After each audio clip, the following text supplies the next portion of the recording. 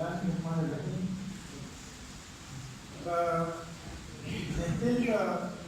صدر سے اجازه باندې زه به یو غزل ووایم، که چېرې پاس که بیا د دې اجازت و نو د موقع په مناسبت سره یو ورکوټی غوندې نظم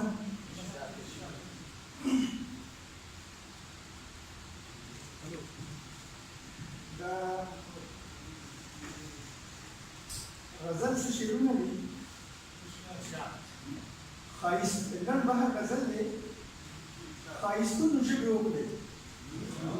ښایستونو ژبې وکړې، فرهنونو ژبې وکړې، مننه. ښایستونو ژبې وکړې، فرهنونو ژبې وکړې او مینې موږ اهل زبان کړو، مینې موږ اهل زبان کړو، نظرونو ژبې وکړې، مینې موږ اهل زبان کړو، نظرونو ژبې وکړې. احتیاط پکار دی یاره، احتیاط پکار دی یاره، دیوالونو ژبې وکړې، احتیاط پکار دی یاره، دیوالونو ژبې وکړې. څه خواږه راته ګویا دي، څه خواږه راته ګویا دي، تصویرونو ژبې وکړې، څه خواږه راته ګویا دي، تصویرونو ژبې وکړې. او تنهایی ده محفل تود دی، تنهایی ده محفل تود دی، ستا یادونو ژبې وکړې، تنهایی ده محفل تود دی، ستا یادونو ژبې وکړې. اننګو ته دې غوږ وږیم، اننګو ته دې غوږ وږیم، سرو ګلونو ژبې وکړې، اننګو ته دې غوږ وږیم، سرو ګلونو ژبې وکړې. او مونږه وګنډلې شونډې، مونږه وګنډلې شونډې، نظرونو ژبې وکړې. اوس دې امن ګونګې شوې او جنګونو ژبې وکړې. دې احساس مې ستا پیغور لا، دې احساس مې ستا پیغور لا، په زرګونو ژبې وکړې. دې احساس مې ستا پیغور لا، په زرګونو ژبې وکړې. او پرېکړه مقتله، پرېکړه ژبه د شایقه، پرېکړه ژبه د شایقه، ستا لفظونو ژبې وکړې، ښایستونو ژبې وکړې، فرهنونو ژبې وکړې. د موقع په مناسبت سره چونکې دا تحریک ډاکټر خان تحریک چې کوم دی د پښتو د پښتنو د پښتونخوا د دې اواز کوي، د دې لپاره کوشش کوي، ټوله منډه ترړه زیات کړ د قام دپاره، د پښتون قام لپاره. نو په دې وجه باندې زه د دې موقع په مناسبت سره د نظم څه شعرونه وایم، بندونه نه دي دا. بله خبره دا چې تاسو ته یاد دي دا نظم ما د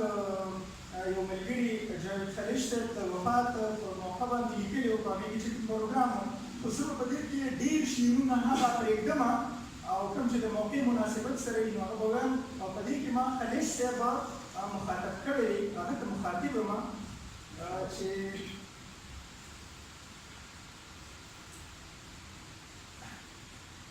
خلیشه سم دې وکړه د غمجنې زمانې نه، خلیشه سم دې وکړه د غمجنې زمانې نه، تا هم وکړو د ګوټ د اسرائیل د پیمانې نه. او خلیشه ته خبر وې چې سهار د پښتنو دی، سوړ شوی هغه اور نن د جلال د پښتنو دی. خلیشه پښتانه د احمد شاه نه ناواقف شو، چې زړه یې د زمري و هغه چا نه ناواقف شو. ایښودی به یې هر سپایي و سر په خپل کلي کې، ځکه به نیولی یو ښه غر په خپل کلي کې. خلیشه یې ملخان او دریا خان هم پښتانه و، دښمن به یې کوپلی کې اوبه څکلې، داسې نه و. او دا اوس خو د اتې وخت کې ودلي دې خبره ناراض دي، که رښتیا وایم نو نه دي دې خبره. او که دا مخنیوي ونه شي نو ځان به د دې روکي، که دا مخنیوي ونه شي نو ځان به د دې روکي. سیلاب ښه په تیزۍ دی، نوم نشان به د دې ورک وي. او راخور له هرې ډډې نه دې جال د سازشونو، لړۍ ده چې اوږدېږي کال په کال د سازشونو. په مخ د دې نړۍ چې په اسلام باندې قایم دی، همدا یو پښتون قام په ننګ و نام باندې قایم دی. اغیار د عزت جدي شملې ته کتې نشي وقار چې په دنیا لري هغې ته کتې نشي او ښایسته ښایسته ګلاب ګلاب وطن لمبه لمبه دی نازک نازک تنکې تنکې بدن لمبه لمبه دی کلیشه نن ستا او زما قام ته بړې ښکلي زما او ستا د ژوند بدل جان ته بړې ښکلي کلیشه سم چې ستا فکر د کام د بیدارۍ و دې کام نه یو ځل بیا په دې دنیا د سالارۍ و خالق د کائناتو خو دې بیا هغسې وکړي خالق د کائناتو خو دې بیا هغسې وکړي پښتون چې د یو بل سره وفا هغسې وکړي خو تش په خواهشاتو باندې نه شي که نه ګرانه چې نه خوري په لیدو به څوک ماړه شي که نه ګرانه او قرآن کې خدای واضحه فرمایلې دا خبره واورئ قرآن کې خدای واضحه فرمایلې دا خبره په دغه ګناهګارو مې لیدلې دا خبره قوم چې تر څو خپل حالت نه کړي بدل حالت به د دې قوم رب العزت نه کړي بدل خلیشه د دې قام که دا مردان دي که زنانه که ژونه دي که زال دي که نیمزال دي که ځوانان که وکړي په دې وخت د خپلې برخې کار خوشحال به وي سوکال به وي مدام د ژوند په لاره نو ځوانان دې د افغان په ننګ تېره توره کړ ملا کړي نو هله به له ځان نه ازلي دښمن په شا کړي افسوس دی صد افسوس دی چې ځوانان ارام پسند شو افسوس دی صد افسوس دی چې ځوانان ارام پسند شو زمونږ کشران او مشران ارام پسند شو ای دا زلینا کیسې اوږدې دي لنډې نه دي خو دا ونې باردارې دي باردارې شنډې نه دي خو تش په خوب لیدلو څوک منزل ته چېرته رسي ګلابو په همت باندې کارونه سرته رسي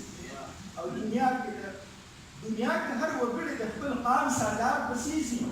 خو دغه پښتانه دي چې بلها اغیار پسې ځي نو که داسې د غفلت په خوب ویده وي نه پاڅېږي بیا واوره د ویده ګجر د میخې په پیڅېږي او دا لږ غوندې خلیشه ستا د فکر وضاحت دی